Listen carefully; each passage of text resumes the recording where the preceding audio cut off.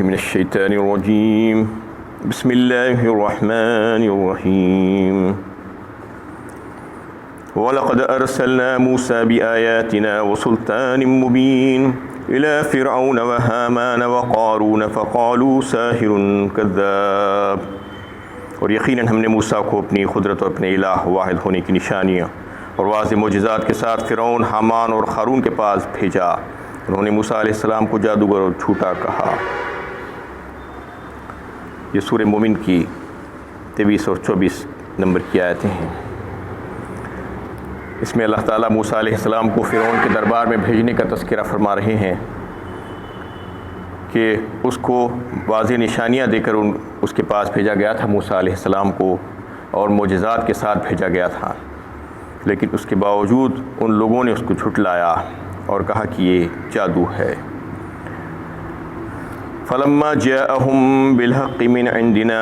قالوا اقتلوا ابناء الذين آمنوا معه واستحيوا نساءهم وما كيد الكافرين الا في ضلال۔ غرض کہ جب ہماری طرف سے ان کے پاس دین حق پہنچا تو انہوں نے کہا کہ جو لوگ ان کے ساتھ ایمان لائے ہیں ان کے تمام لڑکوں کو قتل کر دو اور ان کی لڑکیوں کو زندہ رہنے دو، اور کافروں کی ساری تدبیریں انہی کی گمراہی کے باعث بنی۔ یعنی اتنا سب معجزات دیکھنے کے باوجود، دلائل دیکھنے کے باوجود بھی ماننے سے انکار کرتا ہے اور کہتا ہے کہ یہ تو جادو ہے۔ اور پھر جو حرکت وہ پہلے کیا کرتا تھا کہ قوم بنی اسرائیل کے ساتھ ان کے لڑکوں کو قتل کر دیتا تھا اور لڑکیوں کو زندہ چھوڑتا تھا، پھر سے اس نے وہی طریقہ اختیار کیا، اس وجہ سے کہ موسیٰ علیہ السلام کو تکلیف پہنچانا اور ایذا پہنچانا اور ان کی اہانت اور ذلت کرنے کی غرض سے، کہ ان کی قوم کے سامنے یہ بات بتانا چاہ رہا تھا کہ یہ تمہارے لیے باعث مصیبت بن گئے ہیں۔ اس وجہ سے میں نے جو کام کرنا چھوڑ دیا تھا وہ پھر سے میں شروع کیا ہوں کہ ان لوگوں کو ان کا جو ہے نا یہ احساس دلانے کے لیے اس نے ایسا کیا۔ قالوا اقتلوا ابناء الذين آمنوا معه واستحيوا نساءهم۔ یہ کام پہلے بھی کیا کرتا تھا وہ، جبکہ نجومیوں نے اس کو بتایا تھا کہ تمہاری حکومت اور بادشاہت کے لیے ایک لڑکا جو ہے چیلنج بن جائے گا، تو لہٰذا تم جو بھی بچہ پیدا ہو اس کو قتل کر دو۔ تو وہ کام وہ شروع سے کرتا آ رہا تھا، بیچ میں پھر سے جو ہے وہ اس کو ختم کر دیا تھا، پھر سے اس نے اس کام کو شروع کر دیا۔ وما کید الکافرین الا فی ضلال فرما دیا، انہیں لوگوں کو گمراہ کرنے کی غرض سے اور موسیٰ علیہ السلام کے تعلق سے بزن کرنے کی غرض سے۔ وقال فرعون ذرونی اقتل موسیٰ ولیدع ربہ انی اخاف ان یبدل دینکم او ان یظہر فی الارض الفساد۔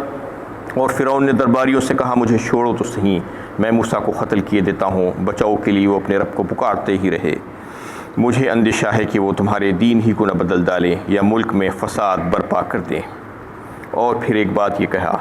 یعنی ایسے جیسے کوئی اس کو پکڑ رہے ہیں، پکڑ کے روک رہے ہیں، کہنے لگا کہ مجھے چھوڑو تو صحیح، میں موسیٰ کو قتل ہی کر ڈالوں گا، جبکہ اندر سے وہ اتنا سہما ہوا تھا، ڈرا ہوا تھا، اس کو یہ بات کا یقین تھا کہ یہ واقعی میں اللہ کی طرف سے آئے ہیں، اور یہ معجزات اور کھلے دلائل جو لے کر آئے ہیں یہ کوئی اور ہو ہی نہیں سکتا۔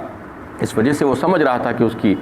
حکومت ختم ہونے والی ہے اور انقلاب آنے والا ہے، اس وجہ سے وہ اس قسم کی حرکتیں کیا جا رہا تھا۔ اور پھر کہہ رہا ہے کہ ان کو چاہیے کہ ان کے رب کو پکاریں بچانے کے لیے، اور وہ ان کا رب اگر ان کو بچا سکتا ہے تو بچا لے۔ انی اخاف ان یبدل دینکم او ان یظہر فی الارض الفساد۔ اور پھر کہتا ہے کہ مجھے اندیشہ ہے کہ وہ تمہارے دین کو بدل دیں گے، یعنی تمہارا جو اچھا اور بہترین دین ہے، جو بہترین طریقہ ہے، اس کو جو ہے بدل کر وہ ایک الہ کی بات کرنے کی کوشش کر رہے ہیں۔ شاید میں یہ سمجھ رہا ہوں کہ اس کی وجہ سے وہ فساد ہو جائے گا ہمارے ملک میں، یعنی جب لوگ گروہ در گروہ ہو جائیں گے، مختلف عقیدے کے لوگ ہو جائیں گے، ان کے عقیدے پر بھی چلے جائیں گے اور ہمارے پرانے عقیدے پر بھی رہیں گے، تو پھر اس کی وجہ سے فساد پھیلے گا۔ اور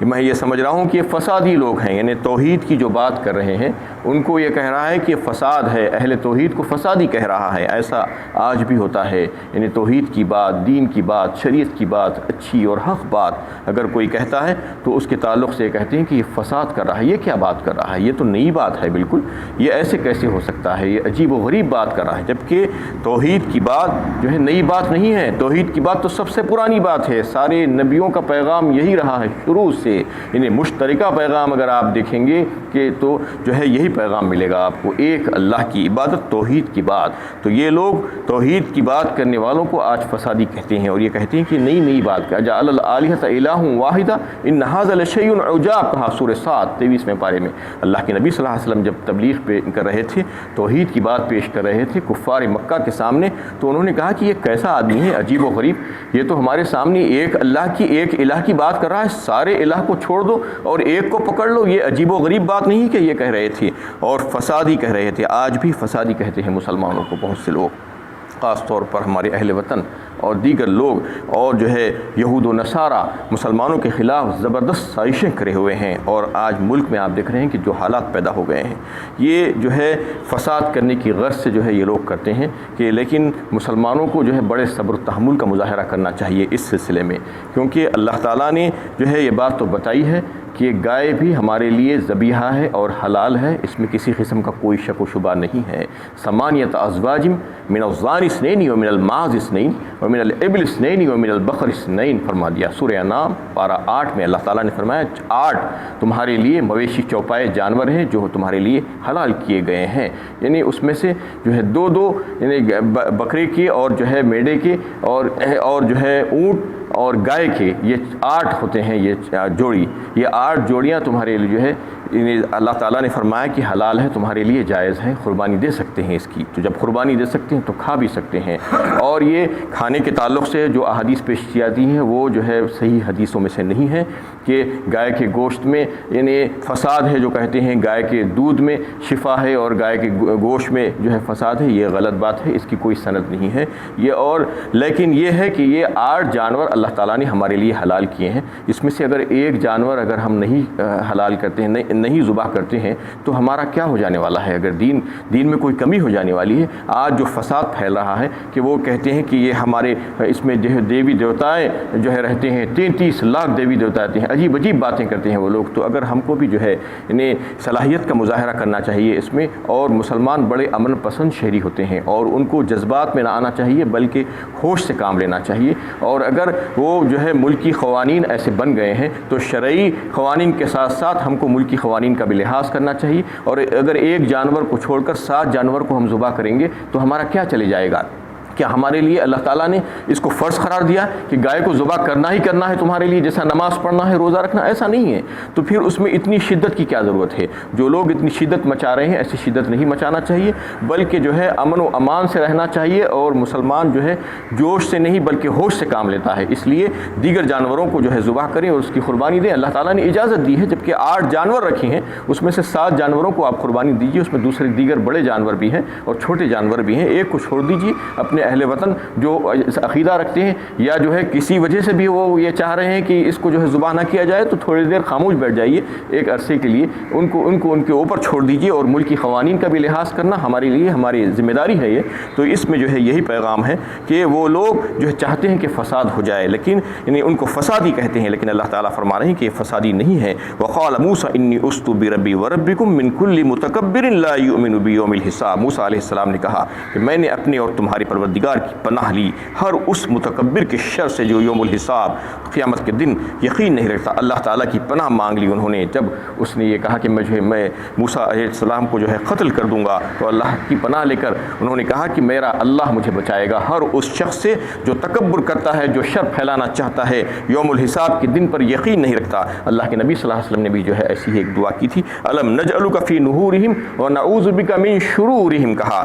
اس میں جو ہے مسند احمد کی یہ حدیث ہے، اس میں اللہ کے نبی صلی اللہ علیہ وسلم نے دشمنان اسلام جو یعنی کفار تھے، جو مکے کے اور دیگر جو لوگ آپ کو ستایا کرتے تھے اور ایذا پہنچاتے تھے، تو اس کے واسطے آپ صلی اللہ علیہ وسلم یہ دعا کرتے تھے کہ اے اللہ مجھے ان دشمنوں کے شرور سے جو ہے نجات دیجیے اور ان سے ان کی حفاظت کیجیے۔ آج ایک مسئلے کی پہ جو ہے میں آپ کو یہ سامنے واضح کرنا چاہ رہا ہوں کہ آج ذی الحجہ کی جو ہے پہلی تاریخ چاند ہونے والا ہے انشاءاللہ، اور کل ذی الحجہ کی پہلی تاریخ ہوگی، اور ایک یعنی شرعی حکم کے طور پر یہ بات جو ہے گشت کر رہی ہے سوشل میڈیا میں تمام، اور عوام الناس کے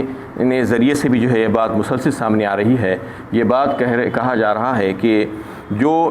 جس نے قربانی کرنے کا ارادہ کیا ہے اس کو چاہیے کہ وہ بال نہیں کٹوائے اپنے جسم کے اور ناخن نہ کٹوائے، چاند دیکھنے کے بعد سے لے کے قربانی کرنے تک کا یہ جو ہے عام طور پر یہ حکم کے طور پر، شرعی حکم کے طور پر پھیلایا جا رہا ہے۔ یہ بات اچھی طریقے سے سمجھ لینا چاہیے کہ کسی مسئلے کو اور کسی بات کو تحقیق کے بغیر صرف جو ہے فارورڈ کر دینا یہ کوئی اچھی بات نہیں ہے۔ اس سے جو ہے اس سے فساد پھیلتا ہے اور یہ اس کو ریومرز کہا جاتا ہے اور جو ہے افواہیں کہا جاتا ہے۔ انہیں پہلے کسی مسئلے کی تحقیق کرنا، اس کے بعد اس کو جو ہے لوگوں کے سامنے پیش کرنا اور فارورڈ کرنا چاہیے، ورنہ جو ہے ایسا دنیا کے معاملے میں بھی نہیں کرنا چاہیے، دین کے معاملے میں تو بہت بڑا گناہ ہے یہ، اس سے ممانعت کی گئی ہے۔ تو اس سلسلے میں ایک بات میں آپ کو واضح کر دیتا ہوں کہ اللہ تعالیٰ نے جو اوامر رکھے ہیں وہ صرف دو ہیں، اوامر دو ہیں، ایک فرض ہے اور ایک نفل ہے۔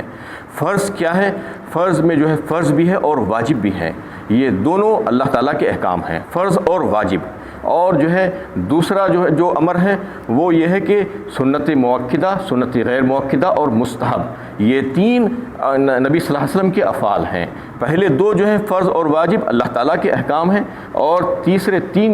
تین جو ہے سنت مؤکدہ، سنت غیر مؤکدہ اور مستحب، نبی صلی اللہ علیہ وسلم کے احکام ہیں۔ اور اس مسئلے پہ جو مسئلہ بیان کیا جا رہا ہے، جو حکم بیان کیا جا رہا ہے کہ یہ جو ہے نہیں کر سکتے، بال نہیں کٹا سکتے اور ناخن نہیں کٹا سکتے، جس نے قربانی کا ارادہ کیا ہے تو یہ مستحب درجے کا عمل ہے۔ سب سے پہلے ہم کو یہ سمجھ لینا چاہیے کہ یہ بات جو ہے مستحب ہے، مستحب درجے کا عمل ہے۔ مستحب کسے کہتے ہیں میں آپ کے سامنے رکھ دیتا ہوں، دیگر باتیں ابھی جو ہے آپ کے سامنے نہیں رکھی جا سکتی، وہ اس کی ساری تفصیل ہے۔ مستحب اسے کہتے ہیں کہ وہ شریعت میں وہ کام کرنا ضروری نہیں ہے، مستحب کا معاملہ یہ ہے کہ اس کا ضروری نہیں، وہ کام کو کرنا شریعت میں ضروری نہیں ہے، اور اللہ کے نبی صلی اللہ علیہ وسلم نے اس کو کبھی کبھی کیا ہے، آپ کا معمول نہیں تھا وہ، یعنی آپ کا معمول کبھی بھی مستحب امر جو فعل جو تھا وہ اس کا ہمیشہ کرنا نہیں رہا، بلکہ کبھی کبھی آپ نے کیا اور اکثر اوقات میں اس کو آپ صلی اللہ علیہ وسلم نے چھوڑ دیا۔ تو ہمارے لیے بھی یہی حکم ہے کہ اگر ہمیں رغبت ہو مستحب سے تو اس کی طرف جو ہے ہم توجہ دیں اور کریں، اور اگر رغبت نہ ہو تو نہ کریں، اور کبھی کبھی کیا جا سکتا ہے وہ، لیکن اس کو زور زبردستی سے نہیں کرایا جا سکتا، جیسا کہ عام طور پر یہ تصور پیدا کیا جا رہا ہے کہ اس کو کرنا ہی چاہیے۔ اور مستحب کو کس کو کرنا چاہیے وہ بھی سن لیجئے۔ انہیں جو احکامات ہیں فرائض اور واجبات، سنت مؤکدہ، سنت غیر مؤکدہ کے کر دینے کے بعد جو لوگ اس پر عمل کرتے ہیں، اس کے بعد مستحبات کی طرف توجہ دینا ہے ان کو، یعنی سب سے پہلے فرائض کی طرف، واجبات کی طرف، سنت مؤکدہ کی طرف، پھر سنت غیر مؤکدہ، پھر اس کے بعد مستحب کو بھی اگر کر لیں گے اس کے بعد تو اللہ تعالیٰ کا جو ہے مقرب بندہ بن جائے گا وہ۔ لیکن سب سے پہلے تو چاہیے کہ فرائض کی تکمیل کریں، سنتوں کی تکمیل کریں، واجبات کی تکمیل کریں، سنتوں میں مؤکدہ اور غیر مؤکدہ کا بھی لحاظ کریں۔ آج کیا معاملہ ہو گیا ہے ہمارا، یعنی اتنی غفلت، فرائض سے غفلت، واجبات سے غفلت ہو گئی ہے، اور یہ ایک مزاج بن گیا ہے ہمارا، لیکن مستحبات کی طرف ہم بڑی جو ہے توجہ دیتے ہیں، اور بڑے خاص طور پر جو ہے اس کو بولا جاتا ہے یہ دین کے مزاج کے خلاف ہے۔ اگر کوئی ایسا کر رہا ہے کہ فرائض اور واجبات اور سنتوں کو چھوڑتے ہوئے مستحبات پر عمل کرنے کی کوشش کرتا ہے تو یہ دین کے مزاج کے خلاف ہے۔ اس لیے حکم یہی دیا گیا ہے کہ دین کے اور احکام کے جو ہے معاملات میں جو مسئلہ جو ہے جس درجے کا ہو، جو حکم جس درجے کا ہو اس کو اسی درجے میں بیان کرنا چاہیے۔ جو فرض درجے کا ہے اس کو فرض کے طور پر بیان کرنا چاہیے، جو واجب ہے اس کو واجب کے طور پر، جو سنت مؤکدہ ہے اس کو سنت مؤکدہ کے طور پر، سنت غیر مؤکدہ کو سنت غیر مؤکدہ کہہ کر بیان کرنا، وضاحت کرنا چاہیے اس کی، اور جو عمل مستحب درجے کا ہے اس کو مستحب کہہ کر بیان کرنا چاہیے۔ صرف ایسا نہیں جیسا کہ جو ہے کہا جا رہا ہے کہ آپ بال نہیں کٹا سکتے، یو کی ناٹ ٹرم یور ہیئر کہا جا رہا ہے، اینڈ یو کی ناٹ ٹرم یور جو ہے نیل، اس قسم کے جو ہے الفاظ استعمال نہیں کیے جا سکتے۔ یہ تو فرض کے لیے آتا ہے، فرض نہیں ہے یہ، اور لوگوں کے دلوں میں یہ بات بیٹھ سکتی ہے، اس لیے اس قدر انہیں اس کو جو ہے شدت کے ساتھ بیان کرنا کہ ایک مستحب جا کر فرض بن جائے، یہ اس کی ممانعت ہے، یہ دین میں غلو ہے کہا گیا ہے۔ دین میں غلو پیدا کرنا ہے کہ کسی مستحب چیز کو جو کبھی کبھی کیا جا سکتا ہے، جس کو اللہ کے نبی صلی اللہ علیہ وسلم نے پسند فرمایا لیکن اس کو اپنا معمول نہیں بنایا، بلکہ جو ہے آپ صلی اللہ علیہ وسلم کبھی کبھی اس کو جو ہے اختیار کیے ہیں، لیکن اکثر اوقات میں آپ صلی اللہ علیہ وسلم نے اس کو چھوڑ دیا ہے۔ تو امت کے لیے بھی جو ہے اس میں رعایت رکھی ہے، یہ جو ہے بالکل ایسا عمل ہے کہ وہ سارے عمل کرنے کے بعد آپ یعنی پابند ہو جائیں گے، تو پھر اس کے بعد آپ مستحب پر بھی عمل کر سکتے ہیں، ورنہ صرف مستحب پر عمل کر لیں گے، فرض چھوڑ دیں گے، نماز نہیں پڑھی ہے اور مستحب کو اختیار کیا ہوا ہے، یہ تو مذاق ہے دین کا، ایسا مذاق نہیں بنانا ہے۔ یعنی اس دین کے سارے معاملات میں، نہ صرف جو ہے یہ قربانی کے معاملے میں، بلکہ جو ہے عبادات میں، جو ہے ہر عبادت میں آپ دیکھیے کہ جو ہے مستحب عمل بھی ایک ہوتا ہے، فرائض اور واجبات اور سنتوں اور مکروہات کے بعد مستحب عمل ہوتا ہے، تو مستحب عمل اسی وقت کرنا چاہیے جب آپ سارے جو ہے دوسرے احکامات پر پابند ہو گئے ہیں، ورنہ جو ہے مستحب کو جو ہے پیش کر دینا اور فرائض کو پیچھے دبا دینا، یہ جو ہے آج یعنی دشمنان اسلام اس قسم کے کام کر رہے ہیں اور لوگوں کو ورغلا رہے ہیں،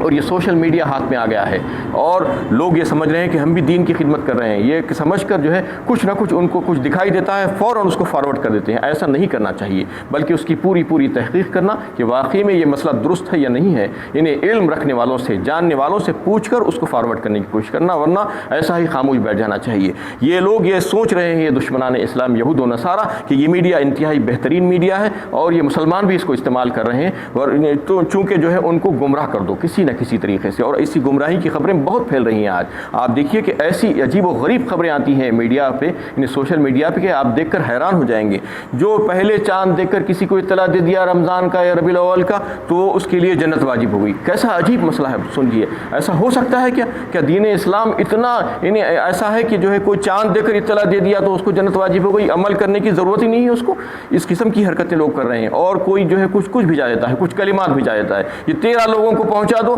تو آپ کے لیے خوشخبری آ جائے گی، ورنہ آپ کے گھر میں موت ہو جائے گی۔ یہ کام، یہ باتیں جو ہے یہ عجیب و غریب ہیں، یہ دشمن پھیلا رہے ہیں اور مسلمانوں کو ایسے ہی کاموں میں لا کر ورغلا کر ان کو اسی میں مصروف رکھنا چاہتے ہیں اور عمل سے دور کر دینا چاہتے ہیں۔ جو مسلمان جو ہے اچھی تعلیم حاصل کر کے اس پر عمل کرنا چاہ رہے ہیں، فرائض پر، اللہ کے احکامات پر اور سنت طریقوں پر جو ہے اپنی زندگی گزارنا چاہتے ہیں، ان کو اس سے دور کر کے اس قسم کی بےہودہ چیزوں میں، فالتو چیزوں میں لا کر ان کو جو ہے اسی میں گھما دینا چاہ رہے ہیں۔ اس سے جو ہے ہمیں پرہیز کرنا چاہیے، اور یہ کوئی دینی فریضہ نہیں سمجھنا اس کو کہ جو بھی ملا اس کو فوراً فارورڈ کر دیا، بالکل بھی نہیں کرنا چاہیے۔ فارورڈ کرنے سے پہلے پوچھ لینا اور اس کی تحقیق کر لینا چاہیے۔ وآخر دعوانا ان الحمد للہ رب العالمین۔